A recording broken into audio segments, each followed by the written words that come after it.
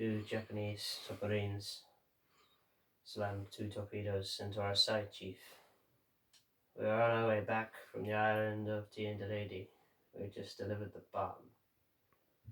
The Hiroshima bomb. 1,100 men went down. The vessel sank in about 12 minutes. Didn't see the first shark for about half an hour. Tiger, 13-footer. You know how you know when you're in the water, Chief? You can tell by looking from the tail to the dorsal. What we didn't know was that our bomb mission was so secret that no distress signal had been sent out.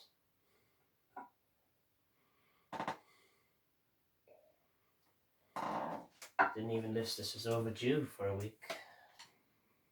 At first light, Chief, sharks come cruising. We formed ourselves into tight groups, kind of like old battle squares, like you see on a calendar, like in the Battle of Waterloo. And the idea was that the nearest man the shark comes for, that man, he starts pounding, hollering, screaming. Sometimes that shark, he go away. And sometimes that shark, he don't go away.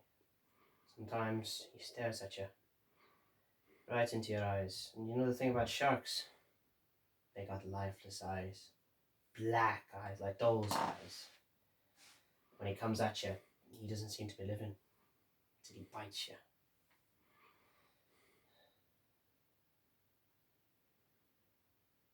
Then he rolls those wide black eyes over, and then you hear the terrible high-pitched scream. The ocean turns to red.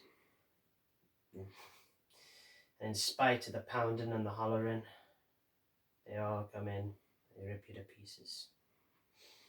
By the first dawn, we'd lost about 100 men. Don't know how many sharks there were, maybe 1,000. Don't know how many men, averaged 6 an hour. Thursday morning, Chief, bumped into an old friend of mine, Herbie Robinson from Cleveland. Baseball player, bosun's mate. I thought he was asleep, so I reached over to wake him up. Bobbed up and down in the water like a bottle top unturned. Well, he'd been bitten in half from the waist below. Noon the 5th day, Mr. Hooper. A Lockheed Venturasaurus. He swung in low and saw us. He was a young pilot, a bit younger than Mr. Hooper. He saw us and he swung in low. Then about 3 hours later, a fat PBY came down and was ready to pick us up one by one. And you know, that's the time I was the most frightened, waiting for my turn.